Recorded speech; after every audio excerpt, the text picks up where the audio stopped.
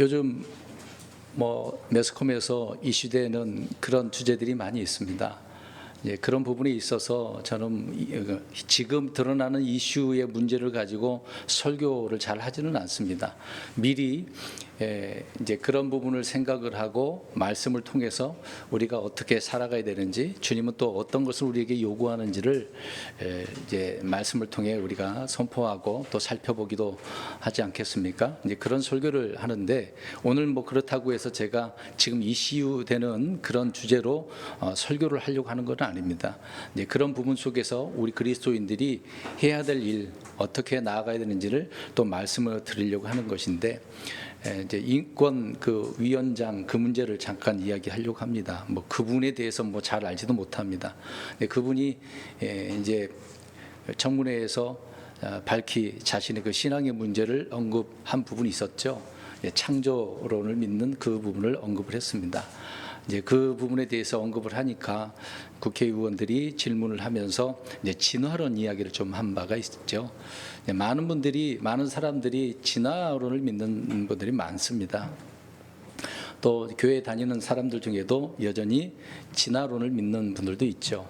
학교 교육에서 진화론을 가르치고 있기 때문에 그렇지 않겠습니까? 저 역시도 중고등학교 때에 진화론에 대해서 배웠기 때문에, 그 당시에는 주를 잘 몰랐으니까, 성경을 몰랐으니까 그런 줄 알고 그렇게 그냥 지식이 그랬으니까 그냥 받아들였던 부분이 있죠. 그럼 나중에 성경 보니까 이제 그런 부분이 아니었다라는 것을 이제 알게 된 바가 있습니다. 아무튼 진화론을 믿든 창조론을 믿든 자기가 믿는 바가 그렇다는데 굳이 그거 가지고 왈가왈부할 필요가 없는 거죠. 근데 정치권에서 그것을 가지고 이제 믿음에 대한 부분인데, 그걸 인권과 연결시켜서 이제 그 사람을 깎아내리고 그 위치에 서지 못하도록 하기 위해서 이제 공격하는 차원에서 그런 말들을 많이 쏟아내는 것을 보게 되어집니다. 이제 이런 부분이 있어서 이제 이슈가 되니까 많은 교회에서 또 많은 목사님들이, 어떤 신학교 교수들이 그 주제를 다루는 부분을 보게 되어지죠. 근데 우리가 그렇게 다룰 필요도 없습니다. 성경은 이미 그렇게 말씀을, 창조에 대한 이야기를 하고 있기 때문에 그러는 거죠. 근데 사람들은 궁금한 게 많으니까 성경을 제대로 읽지 않고 믿지 않고 있기 때문에 사람들이 여기저기서 쏟아내는 그런 말들 가지고 혼란스러워하는 부분이 있어서, 특히 기독교인들도 굉장히 그런 부분에 관심이 많습니다.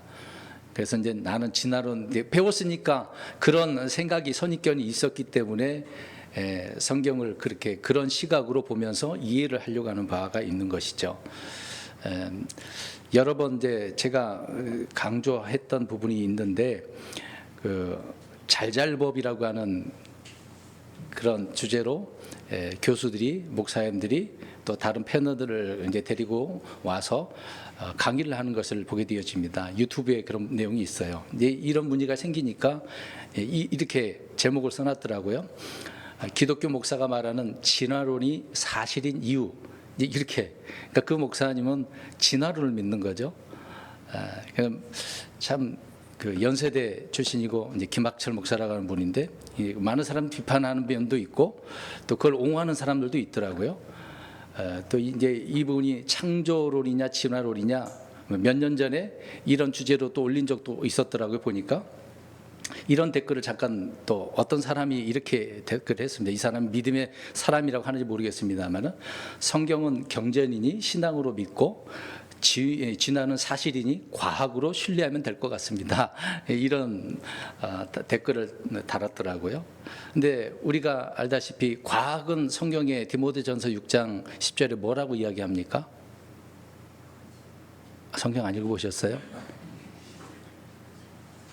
사도 바울이 디모데전서 6장 10절에 과학에 대해서 언급을 했거든요. 근데 지금 이 사람의 댓글로는 보니까 진화는 사실이니 과학으로 신뢰하면 된다라고 했거든요. 그러니까 과학이 뭐라고 이야기합니까? 참이에요, 거짓이에요? 이 사람 말로. 이 사람 말로는 참이라고 이야기하고 있죠. 디모데전서 6장 10절 가서 보세요. 과학은 거짓 말하는 거라고 이야기하고 있죠. 물론 드러난 사실들을 보면은 사실로, 팩트로 보게 되어집니다. 뭐 성경은 이미 또 이 세상 이치를 그렇게 하나님 만들어 놓으셨기 때문에 이제 굳이 우리는 그걸 다룰 필요가 없지만, 과학자들은 이것이 이제 자기들이 연구를 해서 봐라, 결과적으로 이것이 과학이다, 그러기 때문에 과학이 참이다 이제 주장을 한단 말이죠. 그런 사람들의 말에 우리가 말려들고 또 애매모호한 말들로 사람들을 미혹하기 때문에, 그래서 그리스도인들이 거기에 함정에 빠지게 되는 경우가 많습니다. 이론을 설명하려면 다양한 말들을 가지고 사람들을 이제 미혹을 해야 되기 때문에 그렇게 사용한단 말이죠. 이제 지금 이슈되고 있는 그런 내용들도 보면 이런 문제가 있다라는 것을 잠깐 말씀을 드리는 겁니다. 목사의 아들이든 누구든 뭐 성경, 뭐 진화론 믿든 창조론 믿든 저는 그렇게 뭐 그 사람이 그렇게 믿는다고 하니까 굳이 따질 필요도 없는 부분이긴 합니다만은, 이제 이런 일들이 지금 사실로 드러나고 있는 부분이거든요. 예전서부터 있었던 일이고, 미국 같은 경우는 이미 이런 것들이 지나가는 이야기인데, 우리 한국에서 이것이 이제 이슈되니까, 또 이슈되기만 하면 이런 것들로 주제를 삼아서 말을 하게 되어진다는 거죠. 기독교인도 그렇고 또 어떤 이런 이슈들을 가지고 대화하기 좋아하는 사람들이 있잖아요. 말쟁이들. 그런 사람들이 이런 주제를 가지고 창조를 믿는 사람을 깎아내리고 하는 그런 이야기들도 많이 있습니다. 그러니까 이런 이야기를 한 이유를 보면 오늘 전도서 12장 1절에 이야기를 하고 있거든요. 1절만 봐도 하나님께서 어떠한 분인가를 설명을 하고 있지 않겠습니까? 우리가 알다시피 전도서 1장부터 그 12장까지 그냥 한 주제라고 생각하면 돼요. 뭐 인생에 대한 것을 논하고 있는 건데, 모든 것이 다 어떻다고 이야기합니까? 헛되다. 헛되고 헛되니 모든 것이 헛되도다라고 하는 것이 전체적인 주제인 것이거든요.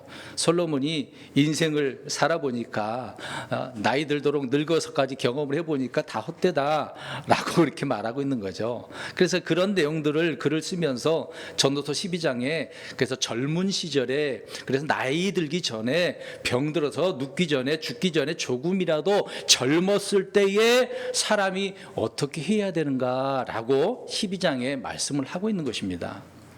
전도서의 솔로몬은 우리가 젊은 시절에 해야 될 그 일로 바로 누구를 기억하라라고 1절에 말씀하고 있습니까?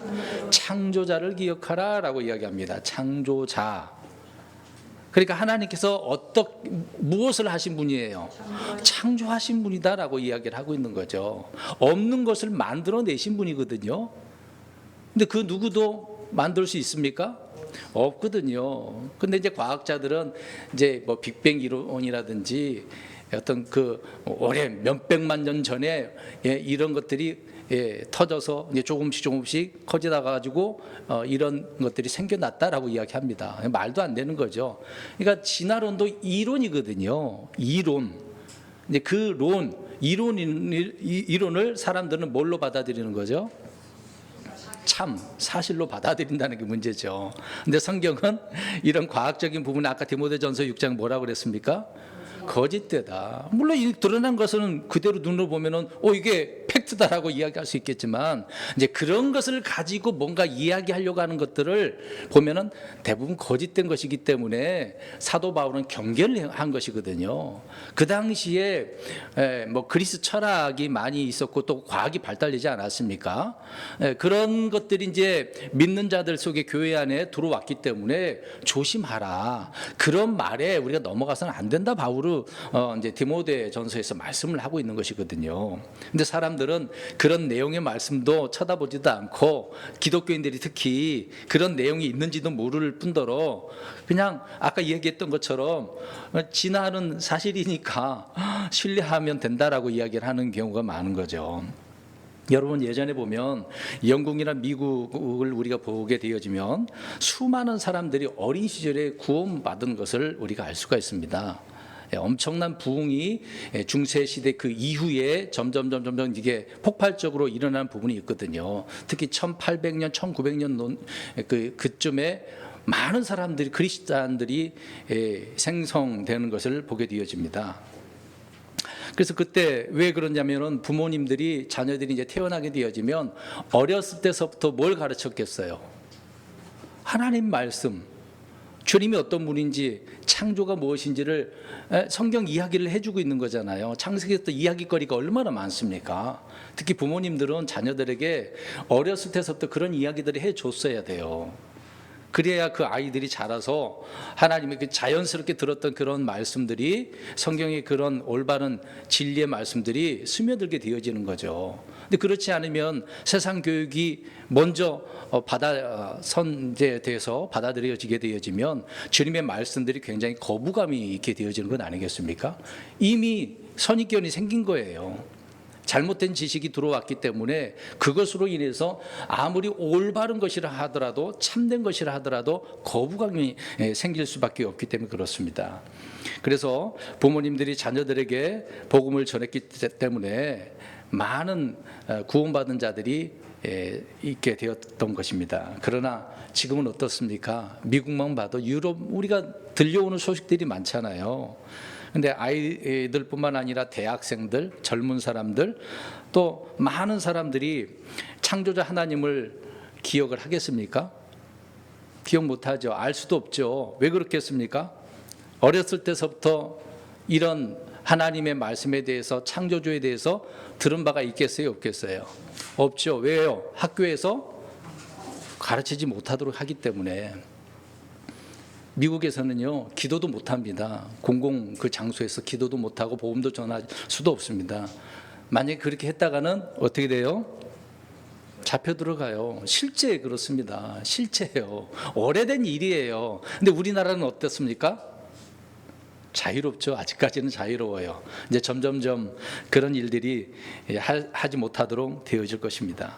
그러니까 학교에서 아이들이 기도하는 일이나 성경 읽는 일들을 금지했기 때문에, 그러니까 아이들이 알 수가 없었던 거죠. 그렇기 때문에 그 결과 우리가 보면은 청소년 범죄가 굉장히 급격하게 늘어나게 되어지죠. 도덕적인 부분도 파괴가 되어지고, 마약이나 알코올 중독이나 특히 에이즈 같은 이제 다른 또 그런 병들이 많이 생기지 않습니까? 각종 질병과 동성애, 이런 것들이 만연해질 수밖에 없습니다. 지금 동성애는 성경은 저주하고 있거든요. 죄라고 이야기하고 있는 부분은 그런 사실이 있는데 사람들이 이걸 좋게 또 받아들이는 부분이 있는 거잖아요. 잘못된 교육 때문에 그렇습니다. 아이들이 교회를 나가지 않게 되어지고, 청년들이 창조주를 기억하는 대신에 그들의 지식에 주님을 두어야 되는데 그렇게 하지도 않기 때문에 오늘날 미국과 유럽은 급격하게 파괴되었습니다. 그래서 제대로 된 믿는 사람들 찾기가 어렵죠. 근데 한국도 멀지 않았습니다. 그나마 한국은 좀 열성 분자들이 많아서 좀 버티고 있었는데요. 그러지 않게 되어집니다.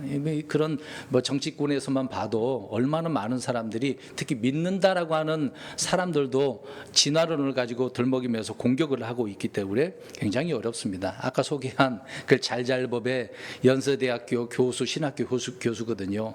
그 교수 자체도 목사인데 주님 믿지 않지 않습니까? 창조론을 믿지 않고 성경도 믿지 않고 왜 기독교를 믿어야 되냐, 그런 말들까지 하고 있는 부분이죠. 그래서 결국 기억해야 될 그 창조자를 잃어버린 사람들, 결국은 자신들도 이제 잊게 되어져 버리는 것이죠.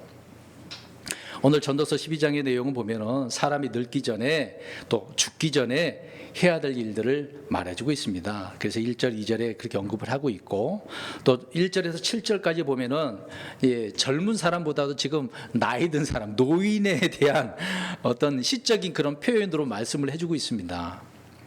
1절에서 5절을 잠깐 눈으로 보시고 적용을, 대입을 해서 보시면 돼요. 1절에서 5절은 우리 몸, 이 몸 있잖아요. 우리 자신의 몸이 늙어가는, 늙는 거에 대한 것을 말씀하고 있습니다. 늙게 되어지면 6, 7절에 몸은 어떻게 되어지겠습니까? 죽는 거예요. 이제 그래서 오늘 제목을 어떻게 해놨습니까? 깨지기 전에. 이 말이 그냥 간단한 거, 답을 다 말해주고 있는 거예요. 어떠기 전에요?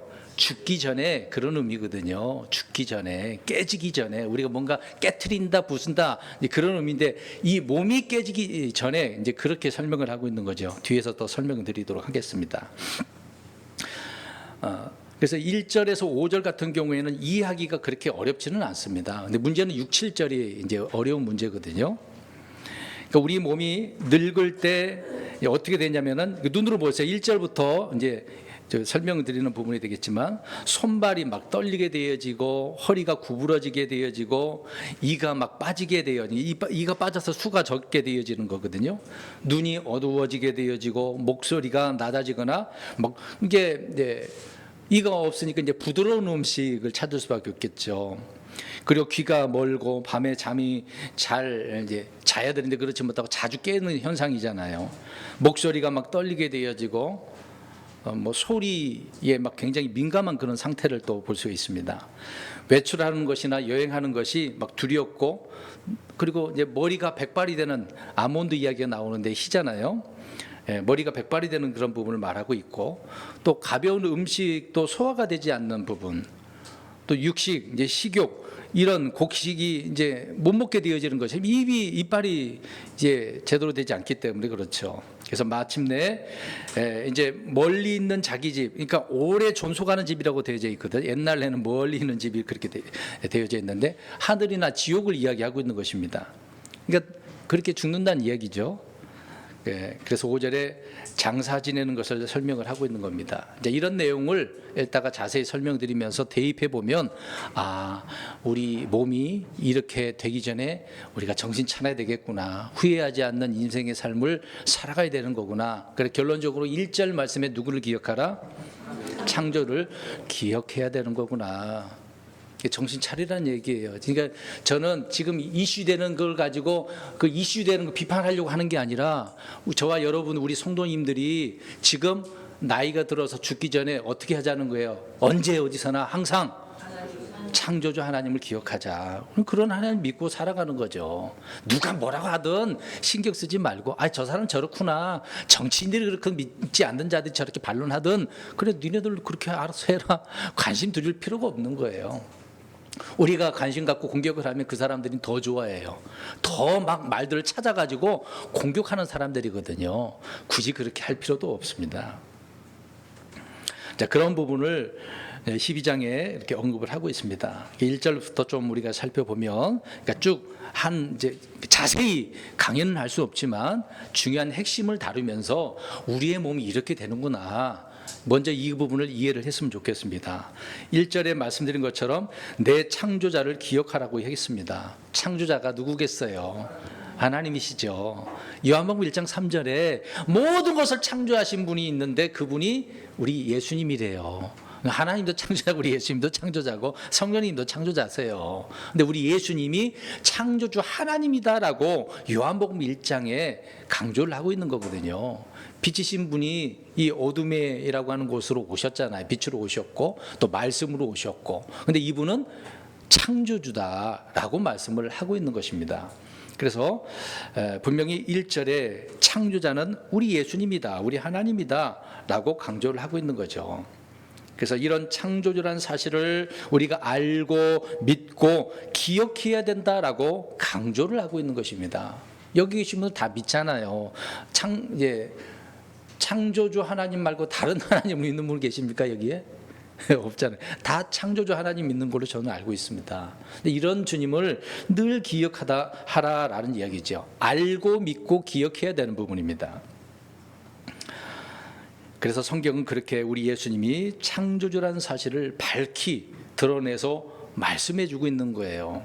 그냥 넘어가지 마시고 이런 부분을 우리는 확고하게 믿고 있어야 된다라는 것입니다. 그런데 사람은 어려서부터 마음에서 상상하는 바가 어떨까요? 성경이 말하는 대로 항상 악하다고 그랬어요. 어려서부터라고 그랬어요. 그러니까 어려서부터 악하니까 그 악함의 문제를 잘못된 것을 바로 잡아줘야 되는 거죠. 그래서 어렸을 때부터 어떻게 해야 돼요? 주님을, 창조자 하나님을 기억해야 돼요. 가르치고 깨닫게 해야 되는 거죠. 근데 어려서부터 주를 두려워하고 성경을 알고 창조자를 기억한다면 놀라운 일이 아니겠습니까? 얼마나 믿음으로 성장하겠어요. 성경에 보니까 우리가 예전에 말씀드린 부분도 있겠지만 아합의 종이었던 오바데 같은 경우에는 스스로 고백하잖아요. 엘리야에게 이야기하죠. 자기가 어려서부터 하나님을 어떻게 대했다고 얘기해요. 두려워했다. 어려서부터 두려워했어요 라고 고백을 하고 있는 거예요. 그러니까 지금 아합의 종이지만 아합이 대언자들 쥐고 있는 상황 속에서도 자기 믿음은 스스로가 하나님을 두려워하기 때문에 대언자를 앞장서서 그렇게 나서서 죽이는 그런 사람은 아니잖아요. 숨겨놓고 또 그들을 보살펴주는 그런 사람 아니었겠습니까? 또 에스겔도 마찬가지로 에스겔은 어려서부터 이 음식균, 어떤 주님의 말씀의 규례를 지켰다고 이야기하고 있습니다. 우리가 알다시피 디모데서의 디모데는 어떻습니까? 바울이 얘기하잖아요. 어려서부터 누구에게서 배운 것을 알며 외좀 할머니를 통해서 배웠다는 얘기죠. 그렇게 어려서부터 성경 기록들을 알았다라고 이야기를 하고 있는 겁니다. 그러니까 그 어린 디모데가 어렸을 때서부터 목회를 한 거예요. 사도 바울이 디모데를 그렇게 잘 가르쳤고 목회할 수 있도록 해줬고, 이런 서신을 통해서 너 어리지만 연소함을 통해서 업신여김을 받지 않기 위해서 정말 목양자다운 그런 모습으로 갖춰져라, 그렇게 전한 내용들이 담겨져 있지 않습니까? 사무엘은 또 어떻습니까? 한나가 정말 얼마나 기도해서 낳은 아들이에요. 근데 낳고 난 그 이후에 좀 젖이 떼어진 다음에 어떻게 했습니까? 성전에다가 엘리야에게 맡겨버리죠. 그러니까 하나님께 아예 바쳐버렸습니다. 하나님께 드린 자식 아니겠어요?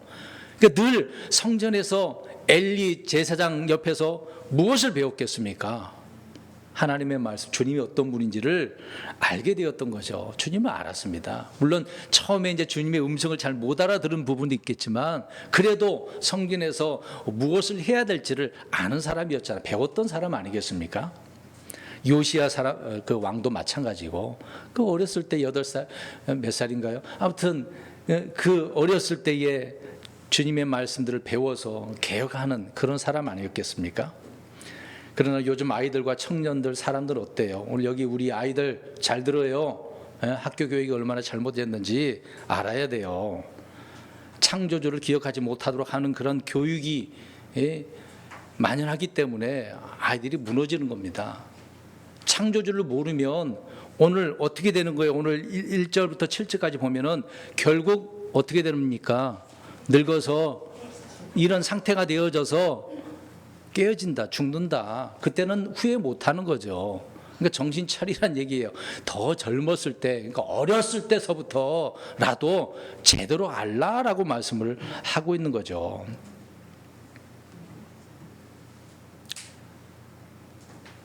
일절에 보면 해들을 기뻐하지 아니하는 날이라고 되어져 있어요. 옛날 표현으로는 나는 아무 낙이 없다라고 이야기하고 있는 겁니다. 그러니까 젊음이라고 하는 것은 오래지 않아서 이런 상태가 되는 거예요. 나이 들면 금방 나이 들게 되어지고 후회하게 되어지는 것들도 많이 있게 되어진다라고 이야기를 하고 있는 겁니다. 그래서 1절에 다른 거 필요 없어요. 젊었을 때, 어렸을 때, 내가 힘이 있을 때, 정신이 맑을 때에 창조주를 어떻게 하라? 기억하라. 하나님은 창조주 하나님이란 얘기예요. 하나님도 뭐 그냥 갑자기 있는 분 아니잖아요. 스스로 계신 하나님 아닙니까? 영원토록 살아계신 하나님이에요. 하나님도 갑자기 어디서 그렇게 있는 하나님이 아니란 말입니다. 그런 하나님께서 만드신, 창조하신 그런 분이라는 거죠. 이런 분이 어떤 분인데, 2절을 보시기 바랍니다. 2절 같은 경우에는 이 내용을 우리 인생에 적용할 수도 있고 세대적으로 적용할 수도 있는데, 특히 예언적으로 해, 빛, 달, 별들이 나오잖아요. 이 별들이 어두워진다라고 할 때는 대환란 때를 또 이야기하는 부분도 있습니다. 이제 그렇게 적용할 수도 있다는 얘기죠. 만약에 어두워지면은 어떻게 되겠습니까? 앞으로 뭐 7년 대환란에 뭐 재앙이 있게 되어지니까 해도 이제 어두워지고 달도 어두워지면은 볼 수가 없잖아요. 더 이상 이때는 은혜의 때가 되지 않는다라고 예언적으로 말씀을 하고 있는 거죠. 이제 성경에서 말하는 해, 그러면은 해는 예수 그리스도를 예표하지 않습니까? 말라기서도 이야기하고 있고, 또 우리 주님은 세상의 빛이라고 또 이야기하고 있는 부분도 있고, 달이라고 하는 것은 예전에 설교도 했습니다만은 교회를 예표하죠. 별들은 성도들을 예표하고 있습니다. 네, 그렇게 성경은 다양하게도 말을 하고 있는 것이죠. 이 세상에서 더 이상 해와 달과 빛과 별들이 비춰주지 않게 되어지면은, 빛이 없으면 어떻게 되겠습니까? 캄캄하죠. 소망이라고 하는 것이 없어지잖아요. 믿음이라고 하는 것이 사라져버리는 부분이 아니겠습니까? 불가능한 거죠. 그래서 이것을 영적으로 적용한다라고 한다면 우리가 늙기 전에 주님을 어떻게 하라는 얘기예요? 잘 기억하라고, 잘 믿으라고 이야기하고 있는 것입니다. 그래서 그 뒷구절에 비가 온 뒤에 해가 뜨기 전이라고 한 게 아니라 비가 온 뒤에 뭐가, 생각해 보세요. 사실상 우리가 비가 온 다음에 뭐가, 해가 뜨잖아요. 자연적으로 실제 일기가 그렇잖아요. 근데 성경은 지금 해라고 얘기 안 했단 말입니다. 뭐가 온다고 그래요? 구름들이라고 이야기하잖아요. 구름들. 사람은 늙으면은 다시 젊어질 수가 없거든요. 젊어질 수 없습니다. 일기는 날씨는 비가 온 뒤에 해가 뜨긴 합니다만 인생은 그렇지 않다 얘기예요. 다시 해가 뜨는 것이 아니라 뭘로 이어져요? 죽음으로, 구름들, 죽음으로 이어진다. 이제 그런 표현으로 지금 말씀을 하고 있는 것입니다. 그러니까 인생은 죽음으로 가기 때문에 미리 그런 때가 오기 전에 주님을 기억하라고 이야기하고 있는 거죠. 3절 보면 이제 집을 지키는 자들이라고 되어졌습니다. 집을 지킨다라고 하니까 그냥 어떤 문지기를 생각할 수도 있지만 그런 부분이 아닌 거죠. 이제 집이 우리 몸이라고 생각하시면 돼요. 사람의, 여기 보세요. 제 몸이 있는데 내 몸을 지키는 지체가 무엇입니까? 뭐가 날라와. 뭐가 나를 때리려고 그래. 그러면은 어떻게 합니까? 피하기도 하고 막기도 하잖아요. 뭘로? 손으로 막고 저지할 수도 있겠죠. 만약에 아까 피한다라고 할 때는 발로, 그러니까 손발을 이야기하고 있는 겁니다. 그러니까 집을 지키는 자들이라고 하는 건 우리 손과 팔다리를 이야기하고 있는 거거든요. 그래서 팔다리로 적을 물리치기도 하고 위협에 처하게 되어지면 먼저 우리 머리를 또 보호하잖아요. 손으로 머리를 보호하지 않습니까? 도망가기도 하고. 근데 젊었을 때와 달리 잘 달릴 수도 없는 그런 몸이 된다고 생각해 보세요. 몸을 지킬 힘도 없어진다고 생각해 보세요. 어떤 위협이 닥치고 있는데 그냥 멍하니 가만히 움직이지도 못하니까 당할 수밖에 없는 그런 상황을 생각해 보시면 됩니다. 그러니까 집을 지켜야 되는데 못 지키는 상태를 이야기하고 있는 거죠. 이제 그때가 언제란 얘기예요? 늙어지면 그 얘기입니다. 나이가 들면 그렇게 되는 거예요. 우리 아이들 지금 초등학생, 중학생, 그러니까 아직 창창하다고 생각하지 마세요. 그렇게 생각하지 마세요. 어제 잠깐 병원에 가서 검사 좀 하려고 하는데 거기에 20몇 살짜리가 뇌경색으로 입원한 경우가 있더라고요. 의사가 그렇게 얘기해 주더라고요. 젊어서 이런 거 없을 줄 알았는데 젊은 사람도 이런 문제가 생깁니다 라고 이야기하더라고요. 지금은 그런 시대입니다. 그러니까 젊다고 우리 아이라고 아무 생각 없이 살아서는 안 되는 거죠. 내가 당할 수밖에 없는 그런 때가 어느덧 금방 찾아오게 되어진다고 이야기하고 있는 것입니다. 또 강한 자들이라고 하고 있는데 이 부분은 이제 허리, 척추를 이야기하고 있는 거거든요.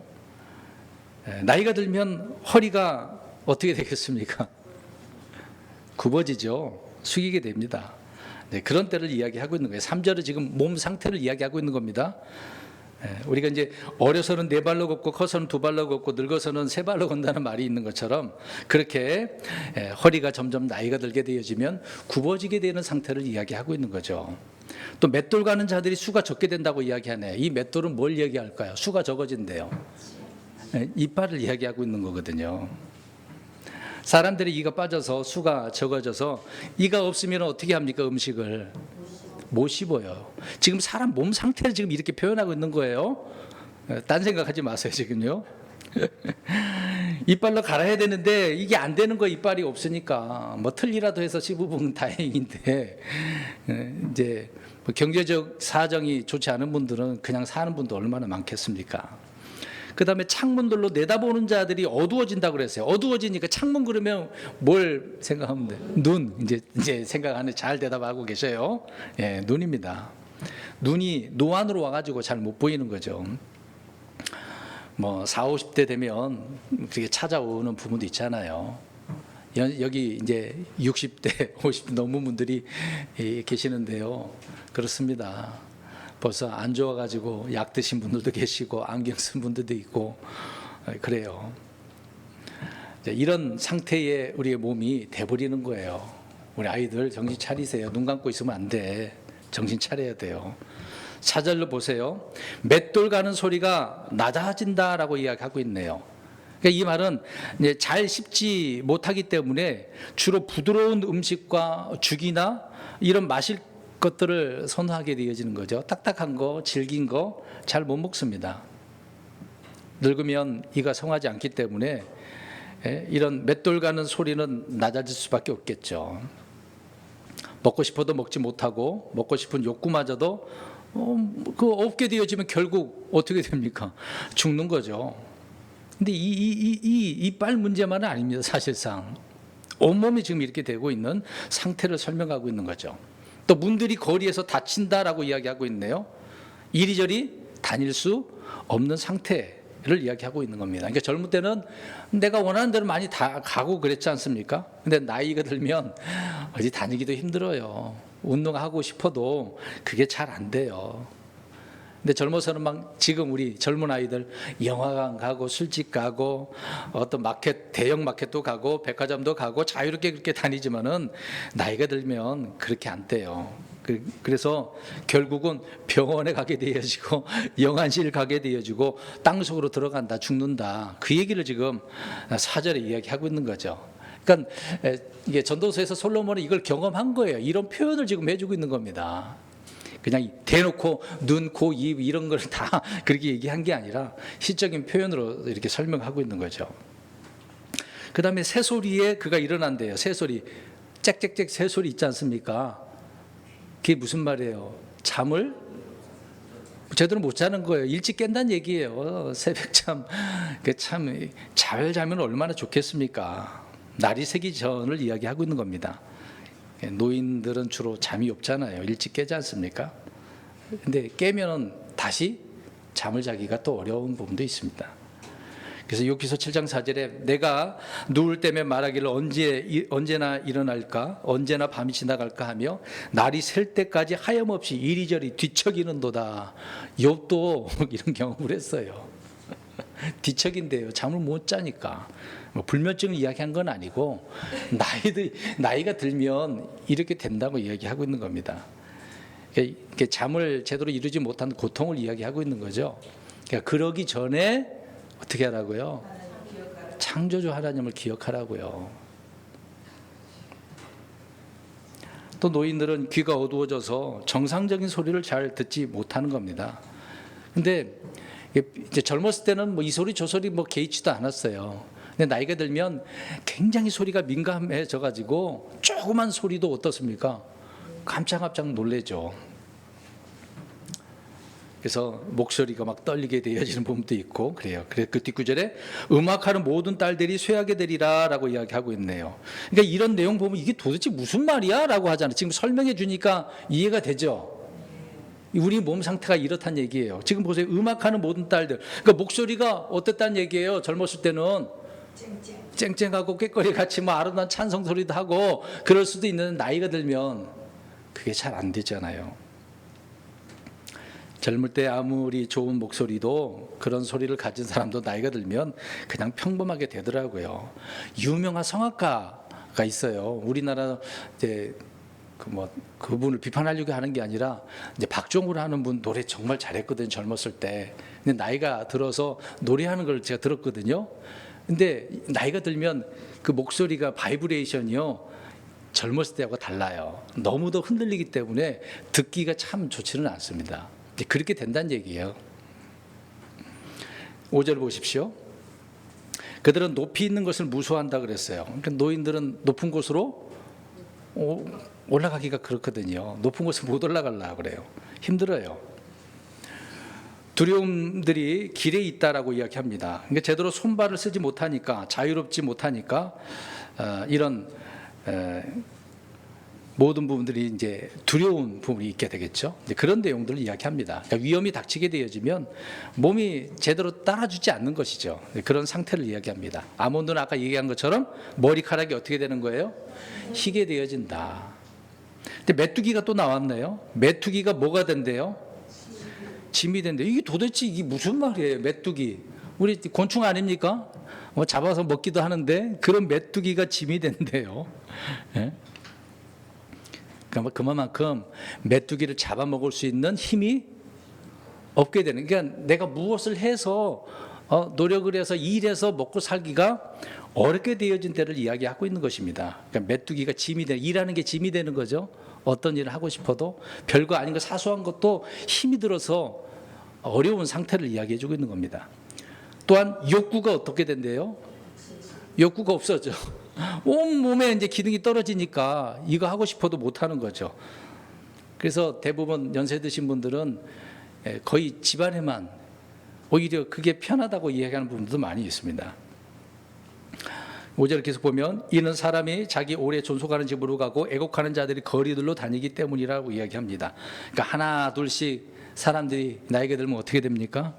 죽어가는 그런 모습을 이렇게 묘사해 주고 있는 거죠. 앞으로 물론 대환란 때도 그러겠지만 우리 인생이, 내 몸이 이렇게 되어줄 수 있다라고 이야기합니다. 그래서 정신 차려야 되는 거죠. 어렸을 때서부터. 이렇게 5절에서 1절에서 5절에서 이렇게 보면 사람의 몸은 결국 죽는다. 그래서 영과 혼과 몸이 떠나는 거죠. 죽으면 혼이 떠난다고 하잖아요. 몸은 어디에 묻히죠? 땅에 묻히고 믿지 않는 자들의 혼은 어디로 들어가죠? 지옥으로. 믿는 자들의 혼은 하늘의 낙원으로. 지금 그렇게 됩니다. 영은 하나님이 주셨기 때문에 하나님께 돌아간다. 그렇게 말씀하고 있습니다. 6절은 죽은 이후에 동시에 일어나는 몸에 일어나는 현상을 이야기해 주고 있는 거죠. 그래서 죽은 몸이 어떻게 되는지를 잘 설명을 해주고 있는 겁니다. 죽으면 몸이 해체가 되는 거예요. 몸은 썩어서 흙으로 돌아가는 것 아니겠습니까? 근데 문제는 6절의 내용을 보게 되어지면 은줄이 나오고 금그릇이 나옵니다. 은줄, 금그릇. 자, 이런 내용의 말도 우리가 성경적으로 잘 이해하지 못하면 이게 무슨 말이야? 그냥 넘어가는 경우가 있는 거죠. 우리의 몸 상태를 또 이야기하고 있는데 먼저 어떤 주석가는 보니까 이렇게 얘기합니다. 은줄은 몸의 동맥, 정맥을 이야기하고 있고 이거는 성경적인 부분이 아닙니다. 어떤 주석가가 그렇다는 얘기예요. 또 금그릇은 뇌를 담고 있는 머리 해골을 이야기하는 부분도 있어요. 그렇게 주장한 바도 있습니다. 물론 성경적으로 비슷한 부분도 있는데 그러면 성경적으로 말하는 금그릇은 뭐겠습니까? 성전에 있는 그릇들이 있는데 금그릇이 있긴 있어요. 금으로 된 것이 있어요. 등잔대 위에 7 등잔이 모두 금그릇이거든요. 금으로 된 것이 아니겠습니까? 금 등잔대는 거기에 기름으로 채워져 있기 때문에 누구를 상징하는 거예요? 성령님을. 기름 그러면 성령님을 상징하는 거거든요. 또 우리 몸으로 비유한다면 뭐 주석가가 이야기한 것처럼 머리로 이야기한 부분도 있습니다. 이제 그렇게 다양하게 표현하고 있는 거예요. 은줄은 우리 몸과 혼을 연결해주는 끈과 같은 그 역할을 하는 것이 이제 은줄이라고 표현하기도 합니다. 이제 그 부분을 말씀을 드리려고 하는데, 그래서 은줄이 이제 풀린다라고 이야기하고 있습니다. 은줄. 몸과 혼을 연결해 주는 끈과 같다라고 했는데 그것이 풀린다 그래요. 욥기서 보면은 30장 11절에 그분께서 내 줄을 푸셔서 나를 괴롭게 하심으로 연결해 주는 그 끈을 풀어버린다는 얘기죠. 죽는다는 얘기죠. 또 그러니까 죽는 순간 사람의 몸에 있는 힘줄이, 근육이, 모든 신경계가 어떻게 되는 겁니까? 끊어진다, 풀린다, 죽는다, 그 표현을 하고 있는 겁니다. 그래서 몸에 묶여져 있던 그 혼이 이제 풀려나는 거죠. 흩어지게 된 상태를 이야기하고 있는 겁니다. 그러니까 이렇게 된다, 이렇게 죽는 거야 라고 표현하고 있는 거죠. 금그릇이 깨진다라고 이야기합니다. 그러면 금그릇 이것도 이해를 해야 되겠죠. 금그릇은 재료나 색깔을 나타내는 경우가 아니면은 가장 귀한 것을 지칭할 때 사용하는 말입니다. 성경의 금은 굉장히 귀한 것으로 설명을 하고 있죠. 믿음으로도 표현하고 있는 겁니다. 그러니까 사람의 몸에서 가장 중요한 부분이 어디 있겠습니까? 머리, 심장이에요. 뭐 심장이 뛰어야 되는 부분도 있고 머리라고 하는 거죠. 뇌를 머리가 이게 해골, 아까 해골이라고 그랬지만 이 뼈가 뇌를 보호하고 있지 않겠습니까? 그래서 깨어진다라고 하는 것인데 물리적으로 부서지는 것, 박살나는 것을 이야기하고 있는 겁니다. 이제 그런 의미가 아닐 때는 어딘가 고장이 난다, 기능이 정지되는 상태를 이야기하고 있는 겁니다. 그럼 보세요. 사람이 죽을 때 그 상태를 보면은 뇌보다도 심장보다도 이 머리, 뇌의 기능이 멈추는 부분도 많습니다. 심장은 뛰고 있는데 뇌가 정지된 상태를 무슨 상태라고 하죠? 뇌사 상태. 여러분, 그 머리가 이렇게 깨어지면, 부서지면 머리에 문제가 생기는 상태를 이야기하고 있는 겁니다. 심각한 문제죠. 그러니까 팔이 부러졌다고 하면 그나마 괜찮아. 생각할 수 있고 말할 수 있고 움직일 수는 있잖아요. 다리가 부러져도 목발 짚고 휠체어 타고 다닐 수도 있지만 머리의 기능에 이 문제가 뇌에 문제가 생기면은, 뇌사 상태가 되어지면은 아무것도 못하는 거예요. 반응도 못하고 내 몸을 의식할 수가 없기 때문에 움직이지도 못하는 거고 통제할 수도 없는 상태를 이야기하고 있는 거죠. 여러분, 이거 심각한 문제가 아닐까요? 은줄이 끊어지고 금그릇이 깨어진다, 이 내 몸 상태가 이렇게 되어진다고 한다면 아무 기능이 없으니까 얼마나 심각한 상태가 되겠습니까? 이런 상태가 되어지면 창조주를 뭐 어떻게 기억을 할 수가 있겠어요? 그 다음에 항아리가 어떻게 된다고 합니까? 샘에서 깨진대요. 이것도 참, 그럼 이제 항아리가 나왔네. 샘 이야기가 나왔습니다. 금그릇은 머리라고 한다면 샘은 뭘 이야기할까? 아까 우리 답변을 하신 심장. 그러니까 샘은 물이 들어오고 나가잖아요. 그럼 심장도 우리 피가 들어오고 나가고 순환하게 해주는 것을 이야기하고 있는 겁니다. 그러니까 심장이 깨어졌다, 그 기능이 정지됐다라고 생각해 보시기 바랍니다. 심장이 정지되면 어떻게 됩니까? 죽죠. 그러니까 이런 상태가 되기 전에 정신 차려야 되는 겁니다. 그 다음에 6절 보니까 바퀴가 물 저장고에서 깨어지기 전에, 이것도 또 무슨 말이에요? 물 저장고에서 바퀴가 어떻게 된다고요? 이 바퀴, 굴러다니는 바퀴를 이야기하고 있는 거예요. 바퀴가 계속 돌아가는 거. 바퀴는 굴러다니는 건 아니겠습니까? 그럼 우리 몸에 계속 이게 순환시키는 그 기관을 이야기하면 생각해 보면 되잖아요. 각 우리 신체에 보면은 장기들 있죠? 각 장기들이 돌아가야 돼, 알맞게.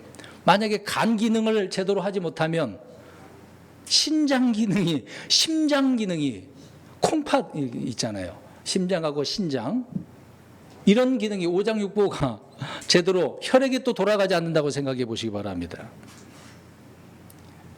죽는 상태를 이야기하고 있는 거죠. 마지막으로 호흡이 멈추게 되어지면 정지되어지고 죽는 것이죠. 그래서 물 저장고는 몸 전체를 이야기하고 있는 것입니다. 몸 전체. 우리 몸에 또 물이 또 있잖아요. 피도 있고 물도 있는 거 아닙니까? 어느 정도 수분이 차지를 해야 되는데 그렇지 않다고 생각해 보세요. 이것저것 몸이 수분도 빠져나가고 그러면 안 되는 거죠. 죽는 것입니다. 그래서 죽음이라고 하는 것은 결국 처음 지음을 받을 때의 것이기 때문에 어떻게 됩니까? 되돌아가는 거다. 흙으로 지음받았기 때문에 흙으로 돌아간다, 그 얘기를 하고 있는 겁니다. 죽는다는 표현인 거죠. 그래서 7절은 몸이 죽을 때 영을 붙들어 줄 수 있는 사람은 아무도 없어요. 죽으면 우리의 영이 어디로 간다 그랬어요? 위로 하나님께 올라간단 말입니다. 근데 이걸 붙잡을 수 있는 자가 있어요? 의사의 손으로, 과학기술이잖아요. 그것도 아무리 붙들려고 해도 요새는 죽지 않게 하려고 어떻게 합니까? 연명치료로 산소호흡기를 꽂고 살아있는 것처럼 또 그렇게 만들잖아요. 결국은 다 자기가 갈 곳으로 돌아간다라고 이야기를 하고 있는 것입니다. 그래서 8절에서 14절의 전도서의 결론은 어떻다? 앞에서 말씀드린 것처럼 헛되다. 인생은 이렇게 헛된데 왜 자기 주장이 옳다라고 그러냐고요. 그냥 그렇게 살지. 저와 여러분들도 어디 가서 창조론이 맞다, 네가 지랄이 틀리다, 그렇게 할 필요도 없어요. 우리는 성경을 믿는 사람이고 하나님을 믿는 사람이고, 성경은 하나님께서 살아있는 말씀으로 기록하게 해주셨으니까 이 말씀을 우리는 믿고 살아있는 말씀이라고 여기기 때문에 있는 그대로 받아들이는 거죠. 그렇게 믿고 살면 되는 겁니다. 누가 뭐라고 하든, 누가 조롱을 하든, 누가 비난을 하든, 누가 성경은 틀렸다고 하든 상관이 없는 거죠. 우리는 이 인생이 헛되기 때문에 헛된 인생을 살아가지 않기 위해서 오늘 전도서에 솔로몬은 일절에 그래서 젊었을 때 후회하지 않기 위해서 창조주를 기억하라고 이야기하고 있는 겁니다. 그래서 9절에서 10절에 전도자의 자세를 말해주고 있지 않습니까? 그 전도자는, 선포자는 어떻게 하는 거예요? 주님의 말씀들을 선포해야 된다. 그 선포, 그냥 말만 선포만 하면 돼요. 주님의 말씀을 가가지고 따지고 너가 맞냐 내가 맞냐 그런 게 아니라 그냥 선포하는 거예요. 선포. 우리 하나님은 이런 하나님이야, 나는 이런 하나님을 믿어, 성경은 이렇게 말씀하고 있어, 그냥 그걸로 끝이면 돼요. 논쟁할 필요도 없습니다. 뭐하러 그렇게 해요? 시간 낭비지. 그들은 믿지 않겠다라고 공격을 하고 있는데, 진리의 말씀이 아닌 철학과 종교와 세상 학문, 몸을 피곤하게 해요. 막 머리가 아파. 논쟁할 필요도 없는 거죠. 앞에서 이야기했던 그 잘잘법, 참 답답하더라고요. 그런 내용을 보고 저는 그냥 제목만 보고 댓글 보고 끝나는데, 굳이 그걸 일일이 다 보고 거기에 맞춰서 댓글 쓰고 할 필요가 없겠더라고요. 많은 사람들이 서로 논쟁을 해도 자기가 믿는 바가 있기 때문에 그걸 가지고 이론을 설명을 하죠. 그래봤자 무슨 소용입니까? 계속 공격만 하는데. 우리는 세상의 헛된 속임수, 그런 철학, 거짓된 과학 피하고 진리의 말씀만 공부하면 돼요. 그들은 진리의 말씀이 없다, 절대 진리는 존재하지 않는다, 이런 사람들은 성경과 어떤 생명과 아무런 관계가 없어요. 우리는 믿는 사람들끼리 잘 믿으면 되는 거 아닙니까? 길과 진리이고 생명이신 분, 그분이 성경을 이렇게 우리에게 주시지 않았습니까? 부지런히 탐구하고 공부하면 되는 거죠. 그래서 지혜로운 자들의 말씀들이 때로는 우리의 채찍질들, 가시채찍이라고 되어 있지 않습니까? 또 굳게 박은 못과 같다라고 이야기하고 있습니다. 잘 박힌 못처럼 내 마음판에 딱 박혀져 있다고 한 다음에 흔들리지 않는 거 아니겠습니까? 여러분 집에 가서 옷걸이, 물론 과거에는 못 박아놓고 옷을 걸어놓잖아요. 그 못 박아놓은 것이 어떻습니까? 단단하게 박히면 흔들리지 않죠. 옷이 걸려져 있으면 떨어지지 않지 않습니까? 주님의 말씀이 이런 말씀이다라고 이야기하고 있습니다. 때로는 그 말씀이 망치와 같다라고도 성경은 말하기도 합니다. 근데 오늘날 강단은 은혜라라고 하는 그런 말로 포도주를 거기다 물 타버리는 거, 타는 거죠. 뭔가 희석시키는 거예요. 그런 말에 우리가 농간에 넘어가서는 안 되는 것입니다. 오늘 저는 우리 성도 여러분들에게 지금 이런 시점에, 이런 시대에 진리의 말씀이 무엇인지를 바르게 알고, 주님이 어떤 분인가, 오늘 창조주 하나님 아닙니까? 이런 분을 바르게 알고 바르게 섬기고 그 부분을 찬양하면서 살아가는 거죠. 앞으로 영원토록 볼 그런 하나님인데 지금만 그렇게 알고 보고 끝내시겠습니까? 우리는 영원히 살아계신 하나님과 영원토록 살게 되는 건 아니죠. 그러는 거 아니겠습니까? 그래서 전도자는, 선포자는 창조주와 심판자로서의 하나님을 전파하는 사람이다라고 이야기합니다. 그래서 한 목자가 주시는 말씀을 늘 기억해야 되는 거죠. 우리 성경 한 구절 보겠습니다. 로마서 14장 12절. 결국 우리는 주님 앞에 가면 보고해야 돼요. 결과를 드러내야 되거든요. 그러니까 주님 앞에 서서 어떠한 사람으로 내가 드러나야 될까? 두려워해야 되는 것입니다. 로마서 14장 12절 시작. 그런즉 이처럼 우리 각 사람이 자신에 관하여 하나님께 회개보고를 하리라. 회개보고 결산보고를 해야 되는 거잖아요. 그 다음에 한 구절 고린도후서 5장 10절. 고린도후서 5장 10절입니다. 고린도후서 5장 10절 시작. 이는 우리가 반드시 다 그리스도의 심판석 앞에 나타날 것이기 때문이라. 이로써 각 사람이 좋은 것이든 나쁜 것이든 자기가 행한 것에 따라 자기 몸 안에서 이루어진 것들을 받으리라. 아멘. 주님의 심판석 앞에서 다 드러나요. 잘했든 못했든 우리의 행위가 드러나요. 그럼 이렇게 드러난다고 한 다음에 지금 잘 믿어야죠. 지금이 중요합니다. 지금 이런 말씀 들었으니까 주님을 더 잘 알고 잘 기억해야 되겠죠. 오늘 말씀 결론적으로 깨지기 전에, 죽기 전에, 늙어서 이렇게 표현해서 죄송합니다. 해롱해롱한 그런 상태가 되기 전에, 아무것도 못하고 기능이 마비가 되고 정지되기 전에 정신 차려야 되는 거죠. 언제 죽을지 어떻게 합니까? 여러분 무섭지 않나요? 특히 연세 드신 분들 막 심장이 그렇게 안 뜁니까? 갑자기 내가 어디 아프면은 이제 죽는구나, 그런 생각이 안 드나요? 저는 요즘 많이 그런 생각을 합니다. 많이 생각을 해요. 그런 생각을 하다 보니 이런 말씀도 지금 전하는 게 아닌가 또 생각도 됩니다. 아, 이렇게 죽으면 안 되는데, 이런 생각도 해보고 다양한 생각도 해봅니다. 그러니까 깨지기 전에, 흔히 너 깨졌구나, 누구한테 깨졌구나, 그런 표현을 생각하지 말고 내 몸이 이런 상태가 되기 전에 지금 주님을 잘 믿자, 잘 기억하자라고 하는 겁니다. 누가 뭐래도 상관없어요. 우리나라도 멀지 않았습니다. 인권 문제가 더 대두되고, 동성애, 옛날에는 우리나라가 마약 청정국이라고 그런 말도 표현했습니다만은 지금은 어떻습니까? 아니에요. 청소년들이 마약에 빠져서 지금 난립니다. 이렇게 되고 있어요. 조심해야 되는 거예요. 왜 그렇게 빠지겠습니까? 창조주를 기억하지 못해서 그러는 거예요.